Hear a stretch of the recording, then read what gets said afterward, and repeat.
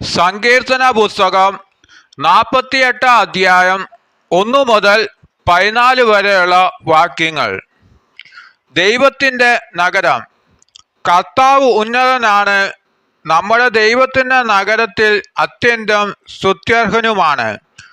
ഉയർന്നു മനോഹരമായ അവിടുത്തെ വിശുദ്ധഗിരി ഭൂമി മുഴുവൻ്റെയും സന്തോഷമാണ്. അങ്ങ് വടക്കുള്ള സിയോൻ പർവ്വതം ഉന്നതനായ രാജാവിൻ്റെ നഗരമാണ്. അതിൻ്റെ കോട്ടകൾക്കുള്ളിൽ ദൈവം സുനിശ്ചിതമായ അഭയകേന്ദ്രമായി വെളിപ്പെട്ടിരിക്കുന്നു. ഇതാ, രാജാക്കന്മാർ സമ്മേളിച്ചു, അവർ ഒത്തൊരുമിച്ച് മുന്നേറി. സിയോനെ കണ്ട് അവർ അമ്പരന്നു, പരിഭ്രാന്തരായ അവർ പലായനം ചെയ്തു. അവിടെ വെച്ച് അവർ ഭയന്നു വിറച്ചു. ഈറ്റുനോവിനൊത്ത കഠിനവേദന അവരെ ഗ്രസിച്ചു. കിഴക്കൻ കാറ്റിൽപ്പെട്ട താർശീഷ് കപ്പലുകളെ പോലെ അവർ തകരുന്നു.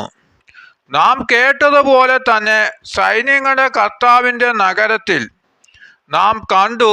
ദൈവം എന്നേക്കുമായി സ്ഥാപിച്ചിരിക്കുന്ന അവിടുത്തെ നഗരത്തിൽ തന്നെ. ദൈവമേ, അങ്ങയുടെ ആലയത്തിൽ ഞങ്ങൾ അങ്ങയുടെ കാരുണ്യത്തെ ധ്യാനിച്ചു. ദൈവമേ, അങ്ങയുടെ നാമമെന്ന പോലെ തന്നെ അങ്ങയുടെ സ്തുതികളും ഭൂമിയുടെ അതിരുകളോളം എത്തുന്നു. അവിടുത്തെ വലങ്കൈ വിജയം കൊണ്ട് നിറഞ്ഞിരിക്കുന്നു. സിയോൻ മല സന്തോഷിക്കട്ടെ, അങ്ങയുടെ ന്യായവിധികൾ മൂലം യൂദയുടെ പുത്രിമാർ ആഹ്ലാദിക്കട്ടെ.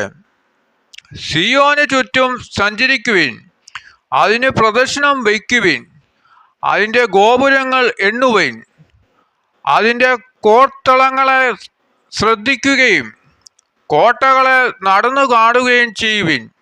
ഇവിടെയാണ് ദൈവം. ഈ ദൈവമാണ് എന്നേക്കുമുള്ള നമ്മുടെ ദൈവം. അവിടുന്ന് എന്നും നമ്മെ നയിക്കുമെന്ന് വരും തലമുറയോട് പറയാൻ വേണ്ടി തന്നെ.